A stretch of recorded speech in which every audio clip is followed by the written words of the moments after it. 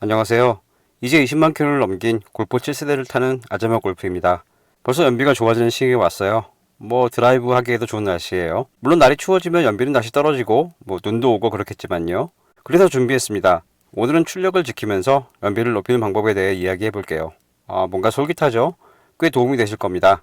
그럼 바로 시작하겠습니다.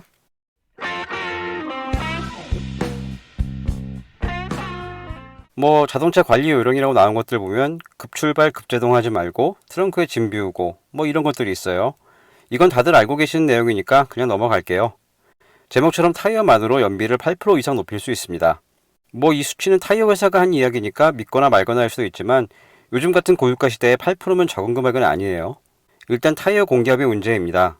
공기압이 너무 낮으면 그만큼 도로와 만나는 면적이 넓어지고 굴러갈 때 도로와의 마찰력이 커져서 연료를 더 많이 소모하게 되죠. 또한 타이어가 많이 마모되면 제동거리가 늘어나고 회전 저항도 커져서 연비가 떨어집니다. 최근에 출시되는 타이어는 회전 저항을 기준으로 하는 에너지 소비 효율 등급 표시가 붙어 있어요. 등급이 높을수록 연비가 좋아집니다. 그리고 5등급과 1등급 제품의 연비 차이는 8.8%나 됩니다. 물론 1등급 제품이 5등급 제품에 비해 비싸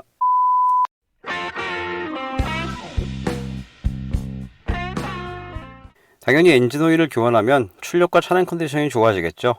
하지만 연비는 대체 무슨 소린가 싶으실 거예요. 차량마다 엔진오일의 권장 점도가 있습니다. 가장 흔한 건 OW30이고 차량에 따라 OW40이나 0W30 같은 것들도 있죠. 하이브리드 차량의 경우는 0W20 점도의 묽은 엔진오일을 사용해요. 하이브리드 차량은 배터리의 힘으로 움직이다가 더 큰 출력이 필요하면 엔진이 시동되는데 예열을 할 수 없는 만큼 시동성을 향상시키기 위해서 낮은 점도의 엔진오일을 사용합니다. 국외 차량들은 0W8, 0W12 점도를 사용하는 경우도 있어요. 엔진오일은 회전하는 엔진 속 구동 부품의 마찰력을 줄여주는 역할을 하죠. 엔진 점도가 높을수록 엔진오일이 끈끈해지고 엔진을 보호하는 능력이 좋아져요. 또한 보호 효과가 높아질수록 연비에서는 손해를 보고요. 권장 점도가 OW30이라면 0W30이나 0W20 점도의 엔진오일을 넣으면 연비 향상 효과를 볼 수 있습니다. 반대로 OW40이라면 엔진 보호 효과가 더 높아지겠죠.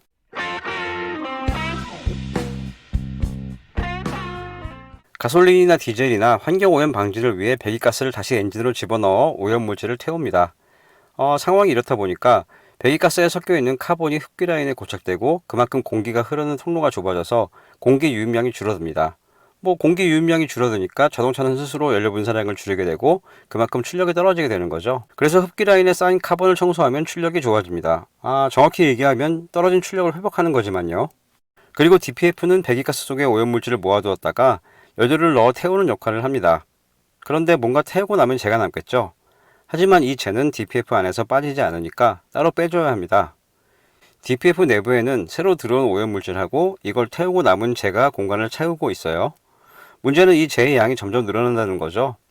결국 일정량 이상의 재가 차게 돼서 공간이 얼마 남지 않으면 연료 분사 시점이 아주 짧아집니다. 소용도 없는데 계속 연료만 집어넣는 꼴이에요. 이 상황이 되면 연비가 급격히 떨어집니다.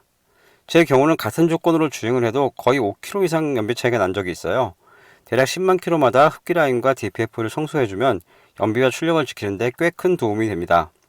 다행히 골프 7세대의 EA288 엔진의 경우 흡기 라인에 카본이 쌓이지 않는 기특한 구조로 되어 있으니까 DPF 청소만 해주면 돼요.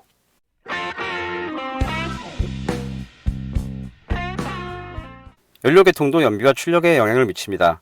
제가 오래전 영상에서 말씀드린 것처럼 디젤차의 여러 요소 중 가장 신경을 써야 하는 게 연료 필터 같아요. 연료 필터가 제 역할을 못하면 연료 라인에 쇳가루가 돌고 중고차 가격에 필적하는 수리비가 나올 수 있거든요. 오른쪽 위에 잉크를 걸어두겠습니다.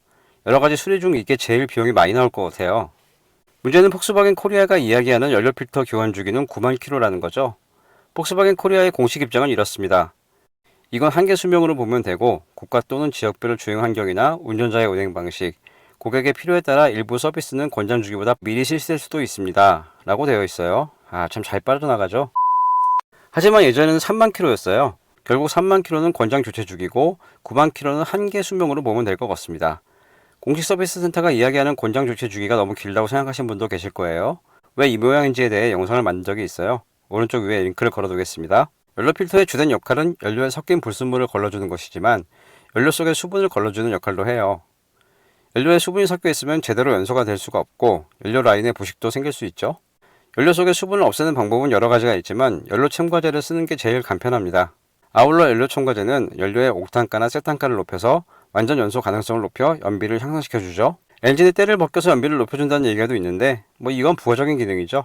저도 꾸준히 연료 첨가제를 넣고 있고 꽤 만족스럽습니다. 물론 연료 첨가제가 연료 펌프를 고장낼 수도 있다고 하지만 적당히 쓰면 괜찮아요. 제가 15만 킬로 이상을 사용했는데 문제가 생길 거였으면 진작에 생겼겠죠. 제가 어떤 제품을 쓰고 있는지는 설명란에 올려둘게요.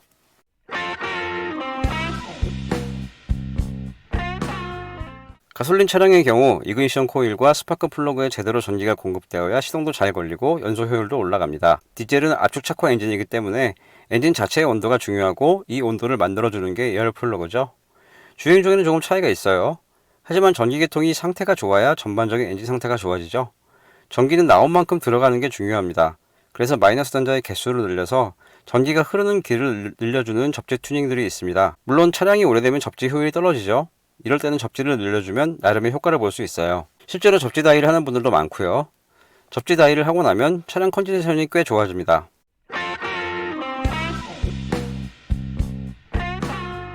스탑앤고를 활용해도 연비를 높일 수가 있어요. 물론 자꾸 시동이 꺼지고 켜지는 작동 과정에서 뭔가 차에 나쁜 영향을 줄 것 같다는 생각에 이걸 꺼두고 다니시는 분들도 계실 거예요. 만약 고장이 걱정이어서 꺼두고 계신다면 그럴 필요는 없습니다. 자동차 회사도 이런 상황에 맞춰 설계 스펙을 엄청나게 높여놨거든요. 저도 끄고 다니긴 하는데 고장 때문은 아니고 신호가 바뀐 후 바로 치고 나갈 수가 없기 때문이죠. 물론 골프 7세대로 치고 나가봤. 이렇게 멈출 때마다 시동을 켜고 끈다면 연비는 얼마나 향상될까요? 자동차 회사마다 다르겠지만 보통 3에서 10% 정도의 연비 향상 효율을 목표로 설계를 한다고 하네요. 당연히 주행 조건에 따라 많이 차이가 나긴 할 것 같지만 3%만 잡아도 나름 효과는 있는 셈이죠. 지금까지 연비와 출력을 유지시키는 방법에 대해 말씀드렸습니다. 이미 알고 계셨던 것도 있고 처음 듣는 것도 있으실 거예요. 이 정도만 해주시면 좀 많기는 하지만요. 연비와 출력 부족 없이 운행하실 수 있을 것 같습니다. 말씀드린 방법 외에 또 다른 방법을 활용하고 계시는 분들은 댓글 바랍니다. 아울러 내용이 유익하셨다면 구독과 좋아요도 부탁드립니다. 구독은 무료로 이루어집니다. 지금까지 아재맛골프였습니다. 더 유익한 내용으로 돌아오겠습니다. 감사합니다.